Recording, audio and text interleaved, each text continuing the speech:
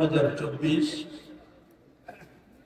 বিনা দরখাস্তে যে নবীর উম্মত হতে পেরেছি, আসুন আরেকটি গান শুকরিয়া আদায় করে পড়ি আলহামদুলিল্লাহ।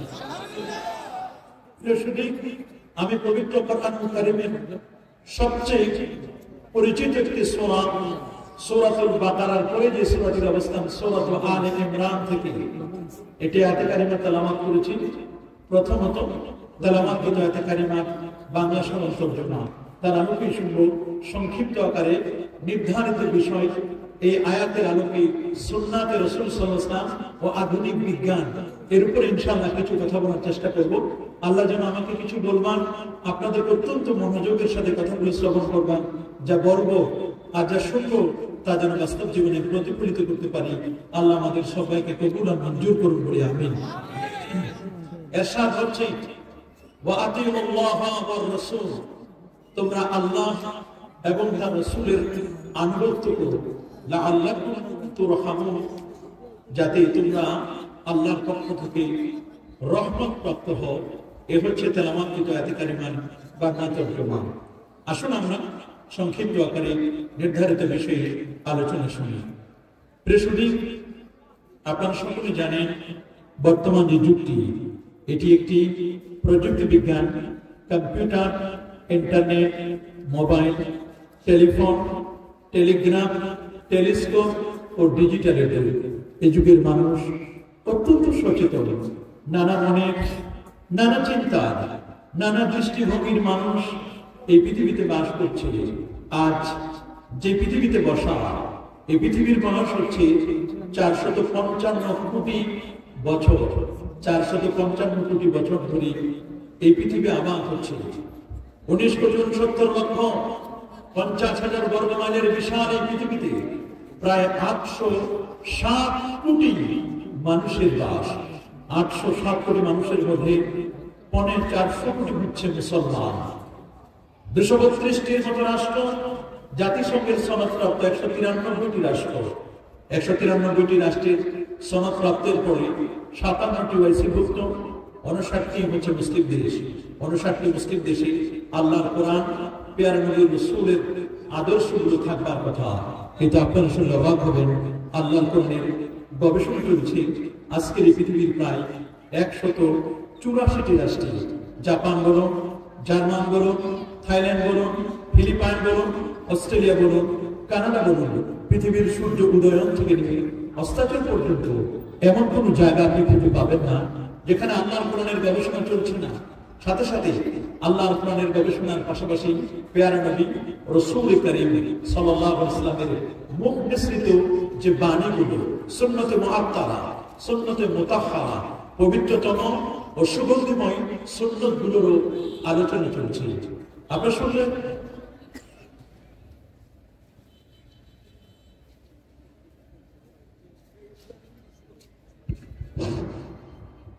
সম্মানিত উপস্থিতি, আমাদের আজকের মাহফিলের সম্মানিত বিশেষ অতিথি, বর্তমান সোশ্যাল মিডিয়ার পরিচিত মুখ হযরত মাওলানা মুফতি জলিল হুজুর আমাদের মধ্যে এসে পৌঁছে গেছেন।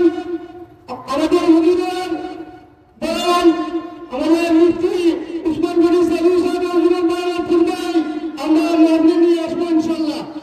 মুফতি জলিল হুজুর আমাদের মধ্যে এসে পৌঁছে গেছেন। শুনেছেন না ঘোষণা? কথা বলেন না কেন? শরীয়ত কি বলে শুনে ঘোষণা? কোরআন হাদিসের আলোচনা বন্ধ করি কোন আলেমের ঘোষণা এটা দেওয়া, এটা আদবের খেলা। এটা কোন দ্বন্দ্ব করার জন্য নয়, কলম করার জন্য নয়।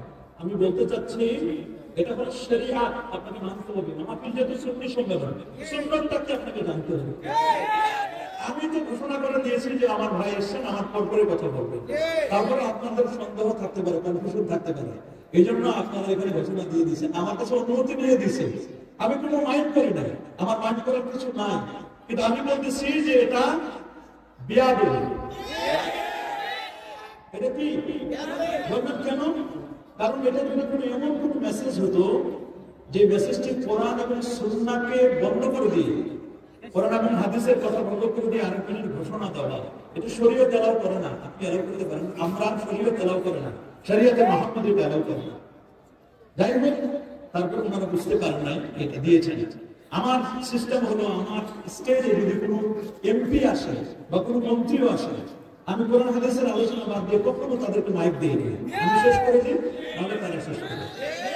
যারা গাড়ি আমরা কোনো মাইন্ড করবো না, আমরা কোনো করবো না। পরবর্তীতে এ ধরনের কোনো ঘটনা যেন না ঘটে যে এগুলো করবেন না আপনারা। কমিটি আমি মনে করছি স্ট্রং কমিটি, এবং কমিটি অত্যন্ত সুচতুর চালাক মানুষ। আপনারা এ ধরনের কথা কেন বলেন আমি বুঝে আসি না।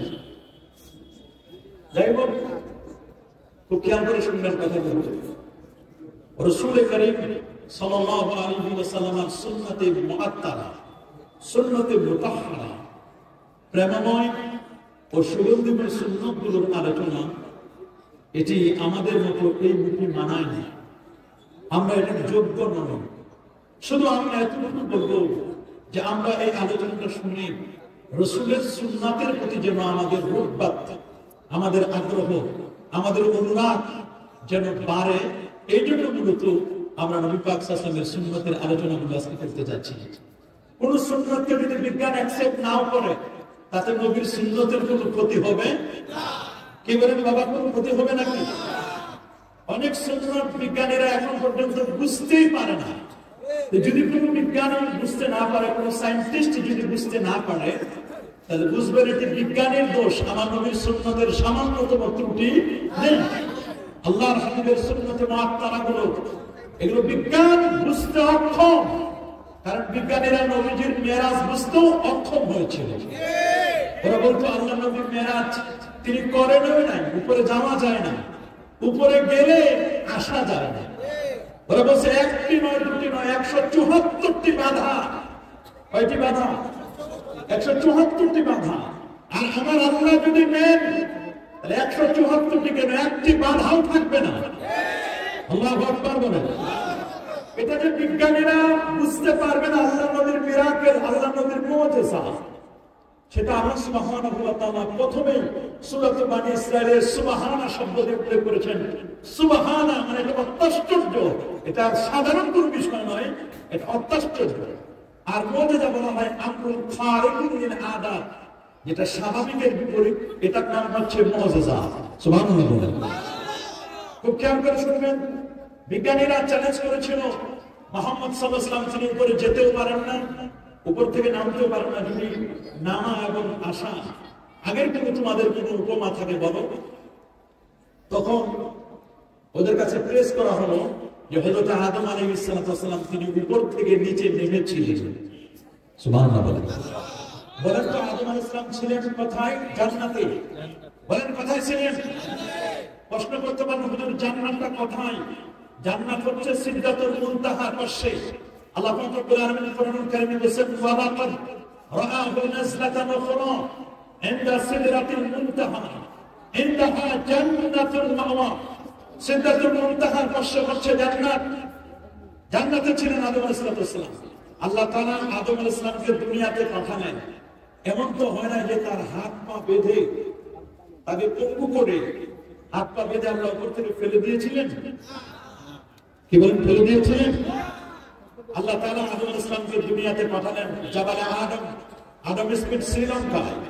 যদি একটি বর্ণনায় পাওয়া যায় যে তিনি সেখানে এসেছিলেন, এবং তার স্ত্রী হযরত হাওয়া আলাইহিস সালাতু ওয়াস সালামকে আল্লাহ তাআলা তাকে জেদ্দায় পাঠিয়েছিলেন।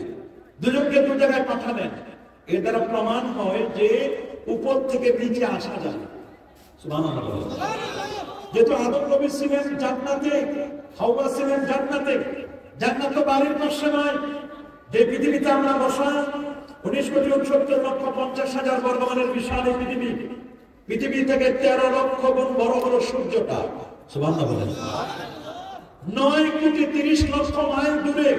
দ্যাট মিন্স 9,30,00,000 মাইল হলে এটা 1500 কিলোমিটার দূরে। আল্লাহু আকবার। 15 কোটি কিলোমিটার দূরে হচ্ছে সূর্য। সুবহানাল্লাহ। 15 কোটি কিলোমিটার দূরে সেই সূর্য। সূর্য থেকে 33 কোটি গুণ বড় একটি তারকা, তার নাম হচ্ছে বেটেলজিয়াস তারকা। তার চেয়ে আরো 45 কোটি গুণ বড় একটা তারকা, YX স্কুটিং এই তারকাটা বেটেলিয়াস তারকা থেকে 45 কোটি গুণ বড়।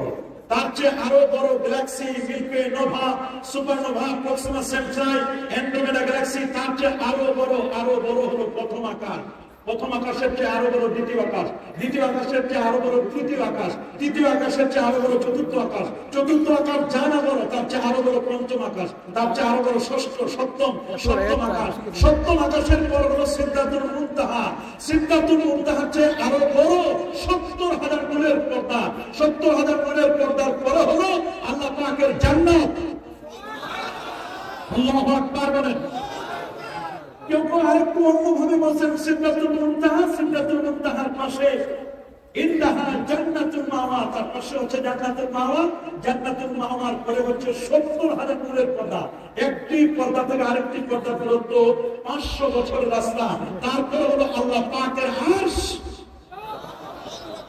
আরশ হলো আল্লাহ পাকের মাখলুক। বলেন আরশ কি? আল্লাহর সৃষ্টি। আরশ কি? সবাই বলেন আরশ কি? আরশ হলো আল্লাহ পাকের সৃষ্টি। আমার নবী যে রওজা মুবারাকায় শায়িত, যেই নবী যে রওজা খানায় শায়িত, সেই নবীর রওজা শরীফের ওই মাটিটুকুর মর্যাদা গোটা পৃথিবী, ইভেন আল্লাহর ঘর খানায় কাবা, এমনকি আল্লাহর আরশের চেয়েও দামি। আল্লাহু আকবার বলেন। কেন তা দামি? আরশ হচ্ছে আল্লাহ পাকের মাখলুক, আল্লাহর সৃষ্টি। আরশের চেয়েও দামি নবী রওজা মুবারাকের ওই মাটি, কারণ নবী হলেন সাইয়্যিদুল খালায়েক ওয়াল বাশার, মানুষ এবং সৃষ্টি জগতের শ্রেষ্ঠ হলেন আমার নবীজি। আল্লাহু আকবার বলেন। সেই জান্নাত থেকে আদম নবী পৃথিবীতে আসলেন, এটা বোঝা যায় যে পৃথিবীতে আসা যায়। হাদিসের মধ্যে আসে ইজাদা খালা রমাদান ফুতিহাত আবওয়াবুস সামা, যখন রমজান কারীম মাসে আসমানের দরজাগুলো খুলে দেওয়া হয়, তাহলে বোঝা গেল আসমানের দরজা আছে। সুবহানাল্লাহ বলেন। আসমানের কি আছে? আমরা কেউ বিশ্বাস করে বিজ্ঞানীরা বলবে না যে আসমানের দরজা আছে। বিজ্ঞানীরা আসমান তো দূরের কথা, দরজা তো দূরের কথা, ওরা বলে আসমান একটা, বাকিগুলো সব হচ্ছে ধোঁয়া। অথচ আল্লাহ বলেন আসমান একটা নয়, আসমান হলো 7টা। আকাশ কয়টা? সূরাতুল মুলক আল্লাহ রাব্বুল আলামিন বলেন আল্লাযী খালাকা সাবা সামাওয়াতিন তিবাকা, যিনি 7টি আকাশকে স্তর বাই স্তর সাজিয়েছেন। সুবহানাল্লাহ। 7 আকাশ ভেদ করে আদম নবীর নাম নেন, নামার পরে তিনি কি করে উঠেছেন? কথা বলেন। আদম নবী কি করে উঠেছেন? আদম নবী নেমেছেন, তাহলে বোঝা যায় উপর থেকে পৃথিবীতে আসা যায়। খেয়াল করবেন, উপর থেকে পৃথিবীতে কি আসা যায়। এখন আমি জানতে চাইলে যে উপরে যাওয়া যায় এমন কোন প্রমাণ আছে? কেমনে যাবে? ওরা বলে নিহারিকা পুঞ্জ, আগ্নেয়গিরি, কত বাধা, সূর্যতে তাদেরকে ঝলসায় দিবে, যাওয়া সম্ভব নয়। আশা গেছে বুঝলাম, কিন্তু যাওয়া যাবে না। আমরা বলবো যাওয়াও যায়। বলে গেছেন এমন প্রমাণ? আল্লাহ নবীর আগে, আমাদের নবীর আগে হযরত ঈসা রূহুল্লাহ, যিনি আমার নবীর বর্ণনা বলে দিয়েছিলেন, মিন বাদি ইসমুহু আহমদ, আমার পরে একজন নবী আসবে, তার নাম হচ্ছে আহমদ। আকাশের নবীর নাম আহমদ, জমিনে সেই নবীর নাম মুহাম্মদ সাল্লাল্লাহু আলাইহি ওয়াসাল্লাম। আর ইন্তেকালের পরে যে নবী হাসরের ময়দানে হবেন মাহমুদ, আকাশে আহমদ, জমিনে মুহাম্মদ, ইন্তেকালের পরে হবে তিনি হবেন মাহমুদ। তিনি হবেন কি? মাহমুদ। আহমদ, মুহাম্মদ জমিনে, আর ওই জগতে রওজা মুবারাকায় তিনি হচ্ছেন কি? মাহমুদ। প্রশ্ন হচ্ছে, তিনি তো এই জমিনে নেই, পৃথিবীতে নয়, গোটা পৃথিবীতে আল্লাহ সুবহানাহু ওয়া তাআলা মানব জাতির হেদায়েতের জন্য 1,24,000 নবী পাঠিয়েছিলেন, 315 জন রাসূল। বলেন 315 জন কি রাসূল, 1,24,000 নবী। কোন নবী কি পৃথিবীতে, কোন নবী কি বর্তমানে বেঁচে আছে? আছে, আছে। একজন নবী এখনো বেঁচে আছে, সেই তিনি হচ্ছেন হযরত ঈসা রূহুল্লাহ। আল্লাহু আকবার বলেন। একজন নবী এখনো পৃথিবীতে নয়, পৃথিবী বলতে আমরা আসমানে, তিনি দ্বিতীয় আসমানে এখনো বেঁচে আছেন। তার খালাতো ভাইয়ের সাথে ইয়াহইয়া আলাইহিস সালামের সাথে আছেন। কেউ বলছেন তিনি চতুর্থ আসমানে, আর বিশুদ্ধ বর্ণনা হচ্ছে তিনি দ্বিতীয় আসমানে আছেন। তাহলে তিনি জমিন থেকে আসমানের উপরে উঠেছেন। তাহলে বোঝা গেল ঈসা রূহুল্লাহ যদি উপরে উঠেছেন, তাহলে উপরে উঠা যায়। আর উপর থেকে নেমেছেন হযরত আদম সফিউল্লাহ, তাহলে উপর থেকে নামা যায়। তাহলে নামাও যায়, উঠাও যায়। যিনি উঠেছেন তিনি নামেন নাই, যিনি নেমেছেন তিনি উঠেন। বলেন, যিনি নেমেছেন তিনি উঠেন। আর যিনি উঠেছেন তিনি কি নেমেছেন? ঈসা রুহুল্লাহ নামেন নাই, তিনি নামবেন। তার জন্য গেট রেডি করা হচ্ছে, দামেস্কের জামে মসজিদে তিনি নামবেন। সুবহানাল্লাহ। 40 জন ইয়ং ইসলাম, 40 জন ইয়ুথ, 40 জন যুবক, মাগরিবের নামাজের আযান হবে, একামতটি এখনো বাকি। ইমাম মাহদী আসবেন, ইমাম মাহদী বলবেন আজকের মাগরিবের নামাজ লেটে শুরু হবে, দেরি হবে। কোশ্চেন হচ্ছে হোয়াট ইজ দ্য রিজন, কারণটা কি? কি সবব, কেন আজকে মাগরিবের নামাজ লেটে শুরু হবে? আজকে মাগরিবের নামাজে একজন নতুন মুসল্লি আসবেন, মুক্তাদি আসবেন, তিনি ইমামও হতে পারেন, আবার মুক্তাদিও হতে পারেন। বলে তিনি কে? বলে তিনি ঈসা রূহুল্লাহ। পৃথিবীর বিজ্ঞান বলবে পৃথিবীতে সন্তান হবে ক্রোমোজোমের মাধ্যমে। 46টি ক্রোমোজোম, পুরুষের 23 জোড়া, নারীর 23 জোড়া, 46 জোড়া ক্রোমোজোম। পুরুষের ক্রোমোজোম হচ্ছে এক্স এবং ওয়াই, নারীর ক্রোমোজোম হচ্ছে ডাবল এক্স। যারা জুলজিস্ট তারাও জানে, প্রাণীর ক্ষেত্রে এমন ঘটনা ঘটে কিনা সেটা আল্লাহ ভালো জানেন। তবে যারা এমব্রিওলজিক্যাল সায়েন্স, ভ্রূণতত্ত্ববিদ, হিউম্যান অ্যানাটমি, মানবতা নিয়ে যারা কথা বলেন, তারা বলেন পৃথিবীতে সন্তান হলে দুটো জিনিস লাগবে। একটা হচ্ছে আপনার স্পাম লাগবে এবং ওভাম লাগবে। পুরুষের স্পাম, নারীর ওভাম। পুরুষের হচ্ছে এক্স, নারীর এক্স।